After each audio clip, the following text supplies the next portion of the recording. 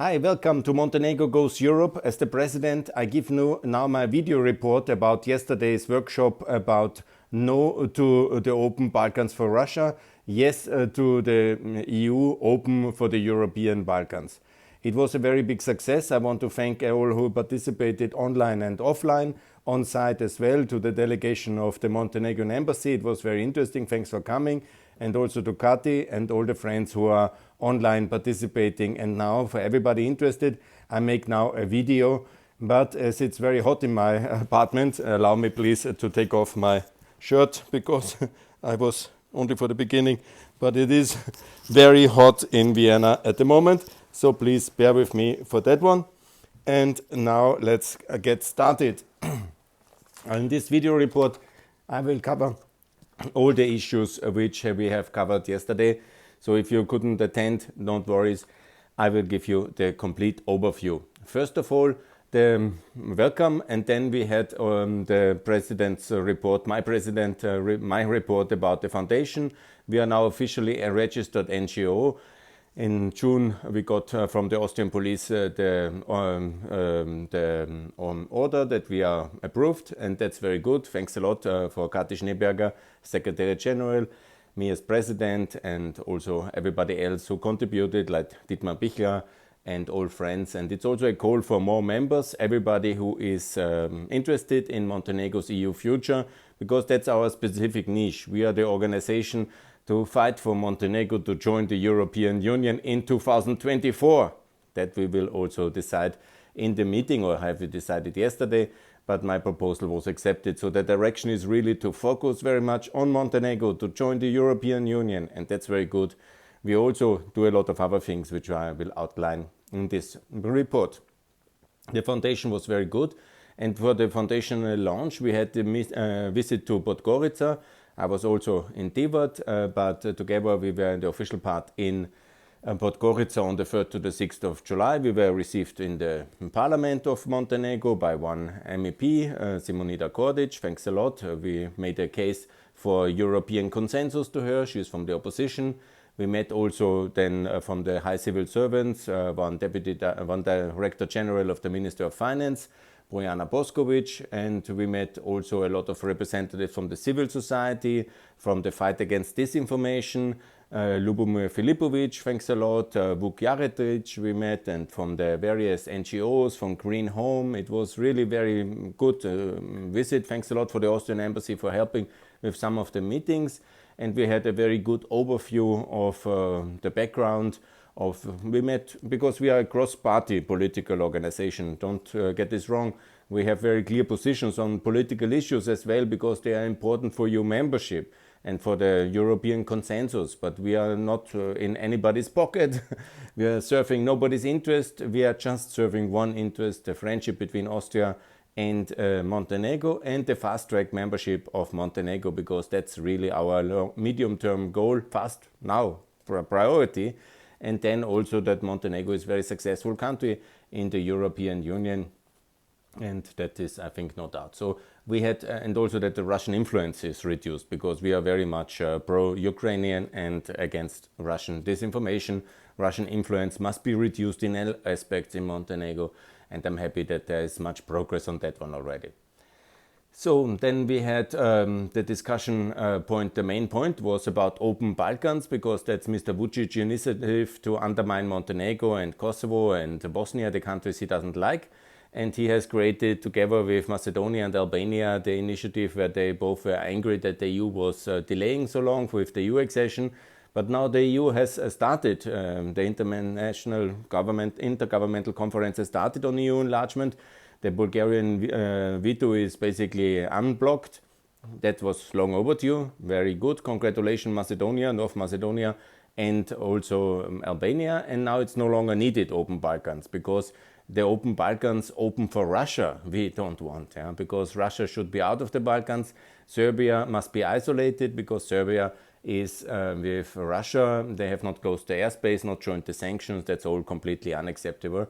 And such an open Balkans, where the government data of Albania, Macedonia and others are then maybe open for Russia or China, certainly not. Yeah? So we are against that, and it was also taken a clear decision to be against open Balkans. Yeah? So that is very important. But we are very, very much for open EU. Let's make it very clear, because it can be misunderstood because of the terms. Yes to open EU for European Balkans. So Montenegro, the first one in the EU, and then Macedonia, Albania, very fast, yeah? And then of course Bosnia, Kosovo in NATO and the EU, and then Serbia isolated for now, and when they turn to the West, they are very welcome as well. So that's a clear decision of our association to be in that line. No to the Open Balkans for Russia, no to Open Balkans as a project. We call Albania, Macedonia to leave. We call Montenegro, Kosovo, Bosnia not to join. And we call for a strong yes to the Regional Cooperation Council and to Mrs. Prego-led organization. So in a way, yes to Sarajevo, yes to Brussels, yes to Washington, and no to Belgrade and Moscow. That's very clear. Point 6 was a discussion about the basic treaty. That's about the religious property and the relation between the Serb Orthodox Church and Montenegro government. So we are in favor of a postponement of that and redrafting, and so that there is a European kind of consensus, a national consensus on that one. There's many best practices, there's various concordats in Europe, and it must be in a way handled that it's no longer toxic, yeah, and it is not dividing the country, and it should be only after EU membership. Yeah? After EU membership, that's in 2024 according to our wish, and then it is the time to do that, but not now, not in that form. It must be postponed. It's too toxic, too complicated. It distracts the political attention away from the Brussels direction, which we think Montenegro should go very fast. So this must be postponed and redrafted towards a broader consensus and not to be dominating the political debate.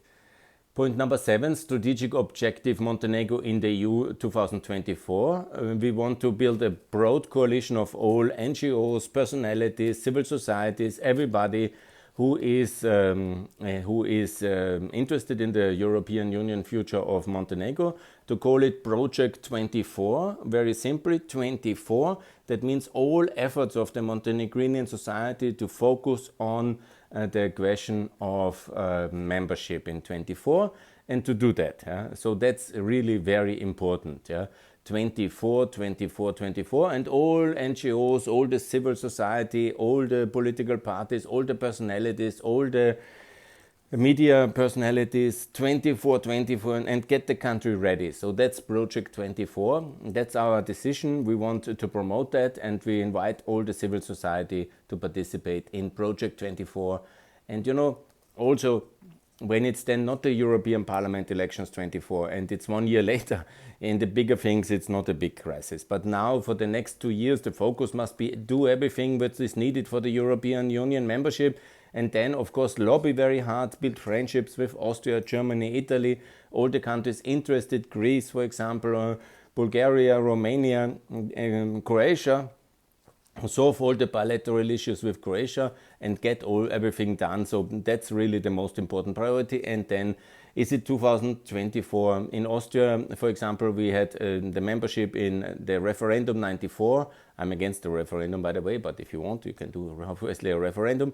Then to 95 membership, 96 were the first European elections, not on the normal schedule, but it can be done like that. But I think the best way to do it is that Montenegro already can participate in the European Parliament elections in 2024. And from the timeline, European Parliament friends, you can do that. And if there is some ratification issues, we can do that. Yeah? You can be fast and you can work, and we are at war. And it would make a lot of sense to show the world that we are able to integrate a new country after Croatia. It's already almost 10 years ago, soon very much 10 years ago, and next year. And so it's actually a shame that we have not taken Montenegro already 2019 in the European Union. Shame on us and shame on everybody who has delayed Montenegro for so long.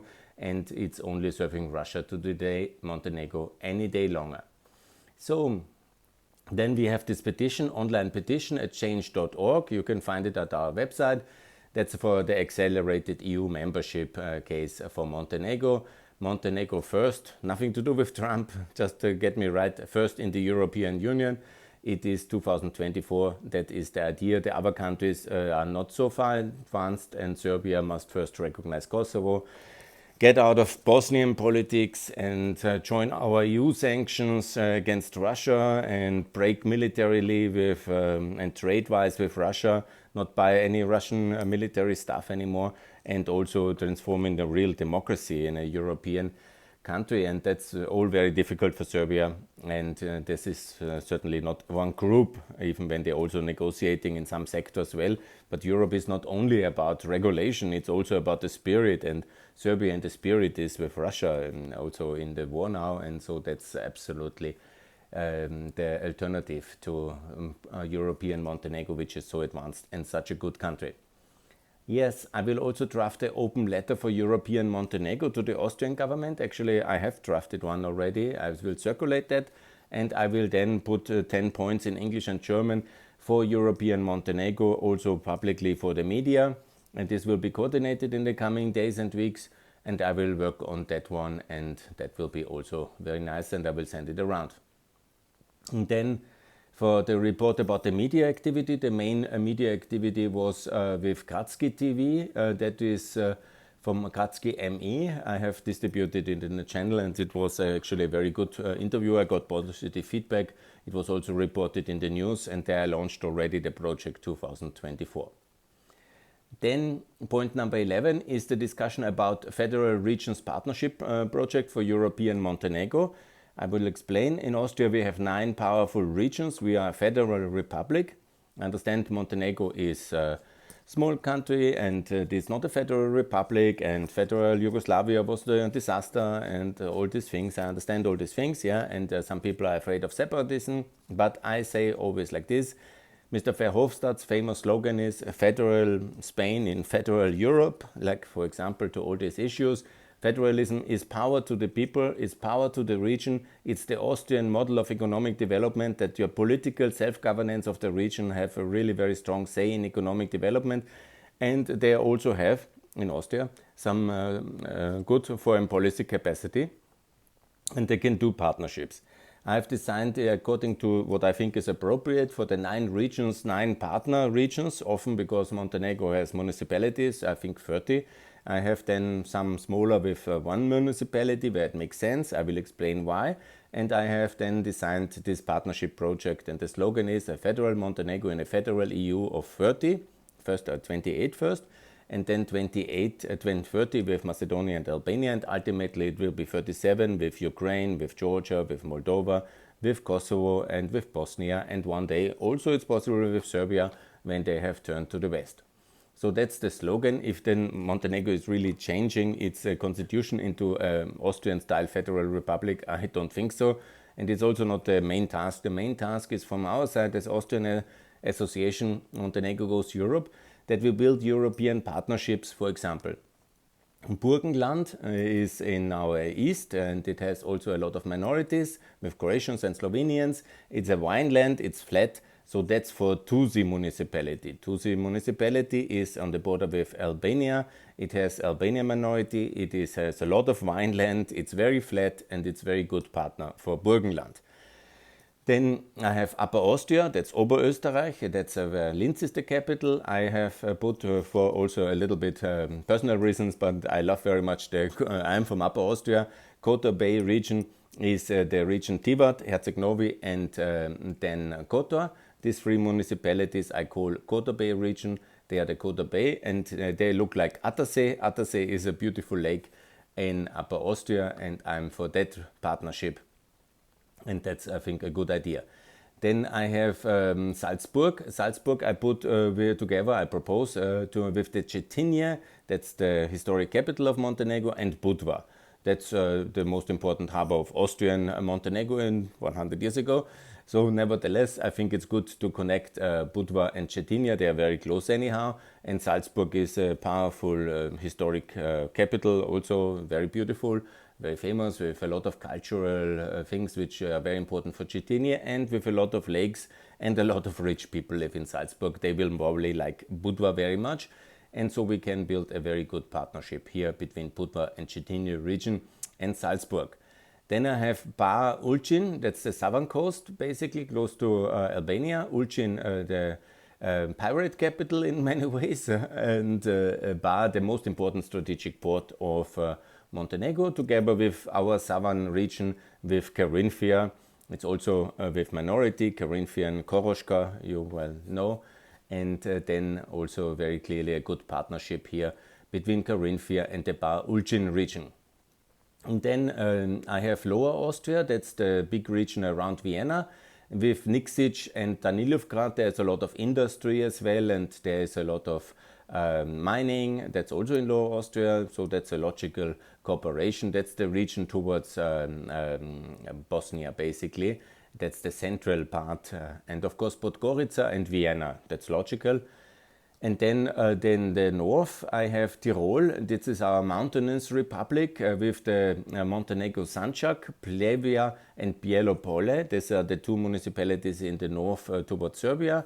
And there is a lot of Austrian heritage here because Sanjak was, of course, Austrian until the 1912, the Balkan Wars. And so Tyrol is also a very logical mountainous relation. And in between, because that's the very north, and then in between the center and the very north, there is Plushine, Savnik, Shablak, Mojkovac, and Kolašin that I propose together with Steiermark. Steiermark has a lot of experience, and very mountainous and very forest industry, but also very innovative region, and with a lot of potential for economic development, also beautiful skiing. But this region, and because Steiermark is very big, and this Plushine, Savnik, and Shablak, Mojkovac, Kolašin, it's 5 municipalities for them. And then Rošaje, Berane, Plav, and Andrejevica for Vorarlberg. And that's this part towards Kosovo and Albania of Montenegro, and Vorarlberg is the part towards Switzerland. Yeah. So that's this 9 European partnership that I will write to all the governors of the 9 federal states to propose this partnership. I hope the embassy and the authorities will support it. Of course, you know, some might be a different arrangement, but I think it's very good to have such a partnership to fast-track tourism, economic cooperation, reform, and also promote the Austrian level of economic development, because in Austria you can live in all regions, and it can live very good in all regions. It's all different regions. We also have a very diverse country, but you can live in Vorarlberg, and it's quite rich actually, and even Carinthia and Burgenland, the poorest regions, are also quite good. So it's a Europe of the regions, and I think regions are very good. We need also in smaller countries, we have always the problem with no regional cooperation. There needs to be at least the inter-municipal cooperation to have regions in Montenegro, and I propose 9 such, not maybe political regions, but for the sake of regional development, to have this intercommunal cooperation, I think makes a lot of sense, and that will be very good. That's point number 11. Point number 12, cooperation on sectors. I decided to focus on economy, investment, energy, infrastructure, industry, mining. There's of course a lot of opportunities in Montenegro. The biggest one, the most famous one, is the aluminium combinat next to Podgorica. It's not operational to my best knowledge at the moment. It's a big issue. It's an environmental liability, and it's also a social welfare liability. It's also a big opportunity. And in Upper Austria, for example, there is aluminium company in Braunau. And why not work, Ranshofen, why not work together and may revitalize this one. And there is the other is the steel company. In Upper Austria we have First, and we have in Steiermark also a lot of metal companies. And in Nikšić they have a steel company. To my best knowledge, it's not working, and that's very problematic. In Montenegro there is also in Plevina, a big coal power plant. It's very pollutive, yeah, very big problem. We in Austria know how to solve that, and why not help then? And also in infrastructure and bauxite mining. Bauxite is very important for the steel industry and for the aluminium industry, actually.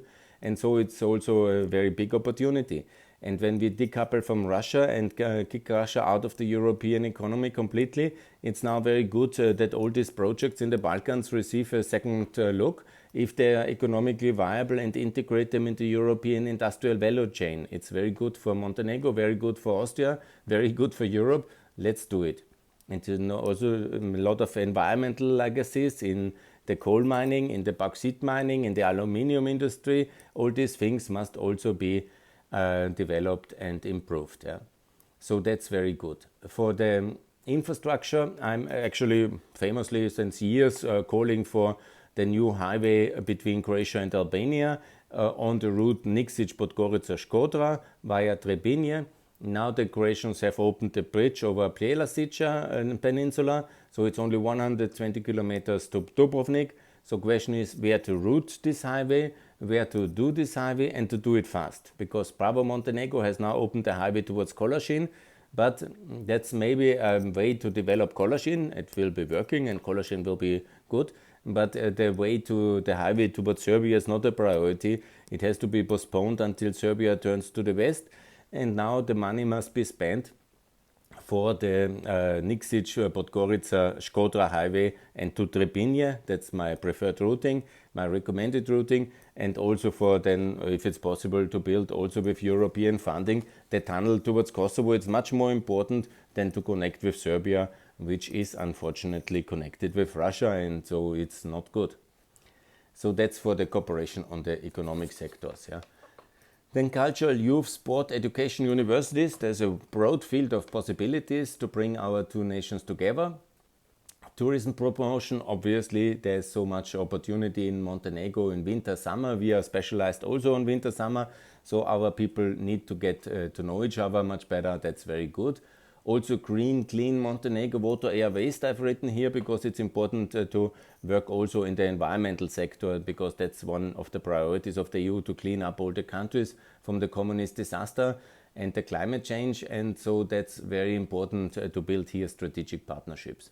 Then the opening of the Austrian labor market for Montenegro initiative. I'm for all the countries which are NATO and which are really in our foreign policy against Russia, then to open the Austrian labor market as a reward for them, because that's very important. Because with all economic development in the world, you need also to employ the people fully, and we have a lot of demand in Austria, and it's much better for the people than to sit in coffees in the Balkans, come to Austria and work here. Many will go back afterwards, the more successful Montenegro is, but this is simply economics. We have also the success of Austria because of the European labor market, and also because of the many people from Southeastern Europe to come here to work. Thanks a lot, you're very welcome, and more should come, and we should be more open. That's the open Austria I want, and not the open Balkans for Russia. Then I have discussed point 13, the Joint Historic Commission. There is already a lot of effort going on in that one, but I want also in the association to work very much on that one. We have this joint naval history, where there's the Museum for Naval History in Tivat, our former naval base in the Southern Adriatic, and now it's this beautiful Porto Montenegro with this wonderful museum. So there's a lot of opportunities to work together with the Austrian War Museum. And there is a lot of cultural heritage. This is very important to explain it to the Austrian population, because unfortunately there is only 25% of support for Montenegro in the EU in Austria, and we want to turn this around towards 51% minimum, because actually everybody should be in favor of Montenegro. I'm very upset with all this anti-Montenegrin propaganda and all this anti-enlargement attitude in Austria anyhow. So building a common basis, a common history, rediscovering our common history to have a firm fundament for our common future in the European Union is really very important. And that's why I want to rediscover this whole century from 1814, when Austria in the Vienna Congress got the Adriatic coast from Venice, or from France in that case, and then to the loss of the World War I on the Austrian side. And this is 100 years. It's also very big. Obviously, you know, the Venetian history is bigger. We are not competing, but Austria left at least some infrastructure, water and road infrastructure, some administrative infrastructure like the cadastre. So it was in general a lawful state in a way. It was not like Russia, a disaster, and we can be proud about that one. But also we need to make apologies for our colonial past in the Balkans, for the suppression of the Krivoshe uprising when the Montenegrins rose against the Austrians and it was suppressed by the Austrian military. We need to apologize. We must have official apologies for the Krivoshe uprising, for the war crimes in the occupation of the First World War, whenever Austrian soldiers were part of the German army in the Second World War, and all these things must be apologized for and they must be accounted for. And also the history of Yugoslavia and Austria, it's less with Montenegro, less problematic, but all these things have to be in a joint historic commission, have to be worked upon and has to be excuses, and we have to cope with our past in order to be ready for our common future. There's a lot of things which have happened already. Florian Raunig, the former ambassador, has done this return of the church bells in Perast. Congratulations, that was very good. And there's many things, I don't know all of them. And we also have to involve a bit the Croatian friends in that one, because with Austria and Montenegro, there are no bilateral issues because we are far away. In a way, Croatia is in between. But the Croatians have this border problem with Vlaka and the prisoner of war camp in Morin, and maybe other issues. So we have to work with our Croatian friends to, and not what our current government is doing, following the Croatian line blindly in Bosnia and imposing this kind of tribal election law, which I'm totally opposed of. Oh yeah, one moment. I see the flag is falling and I will resurrect. This is happening now the second time already. During the interview in Kosovo TV, it also fell. Anyhow, my double-edged stickers are not perfect. So yeah, and that's very important. The whole historic development, we have to be understood, we have to read about it, we have to make events about it, and that's a very important topic to be ready for the EU future. And also Croatians, don't block Montenegro, otherwise I get really angry. And please, Croatians, don't mess up Bosnia as well, because that's really very annoying. Yes, and then stakeholder management. Yeah, we have, of course, these internal topics, to find all the Montenegrin diaspora in Austria, and to identify who wants to be member and to who wants to be supporter, who are important Austrians who love Montenegro, who are important Montenegrins who love Austria. So to get all the stakeholders on board, and then to work together with the Montenegrin embassy in Austria and the Austrian embassy in Podgorica, to work together also with the friends in the International Association Network, PAN. That's very important. And also to cooperate with Vienna Goes Europe, because we are like part of that movement in a sense. Montenegro Goes Europe is, of course, a part of the Vienna Goes Europe network. Of the Upper Austria Goes Europe is now a new association, and hopefully there will be more over time with other Go Europe sister organization in the framework of the federal organizations to work together. Then, of course, most important strategic cooperation is our friends from Kosovo friends, and we are all member there as well, and they are very important for us, and they are the best organized Balkan friendship organization with Lukas Mandl and Manfred Brandner and Abba Marco. Thanks for the hospitality, because that way we got also that room, and they are supporting us, and they are really very good bilateral friendship organization, and I think they are really perfect. Yeah, thanks a lot for the support, and we will also do a lot of things together. Then we have solidarity with European Ukraine. We have been in Tirana for the Free Ukraine Street, and that will be also one of our activity to lobby that Montenegro makes a Free Ukraine Street or European Ukraine Street or Nemtsov Street or something like that. Vienna should do the same, because also in Vienna that's absolutely time for a Nemtsov Street and for a Ukraine Street, and we have to work on that one also together to fight Russia and to support Ukraine. And then I will do a people's petition for Austrian NATO membership. It's also the hope that the Montenegrinians who are Austrians already will support a NATO membership of Austria, because Montenegro has achieved it already, Austria is behind. And neutrality shouldn't be abused as a kind of cover for money laundering or for being soft on Russia or being like what we are doing, unfortunately. And this has to change. Austria has also to join NATO, and hopefully Montenegro will support that. As a member, you will vote about that one. So please, Montenegro, support Austrian NATO membership. Then we have the event with the Free Belarusian community. That's very important. Freedom for Belarus. It's on the 8th of August, together with Vienna Goes Europe. Then we will also visit the gates of freedoms in Hungary and Slovakia to call for Schengen, and that we will also do together with Vienna Goes Europe. Then we had some internal things like the website is already there, Montenegro Friends. Membership, it's 10 euros a month for all the members. Twitter, we have a Twitter account. YouTube is now my personal channel, my activity channel, Pax Europiana, that we will keep. I think we will just put the videos which I issue like this also then for them.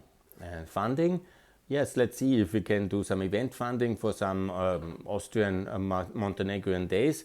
I've personally organized Austrian Macedonian days. Hello, Pista.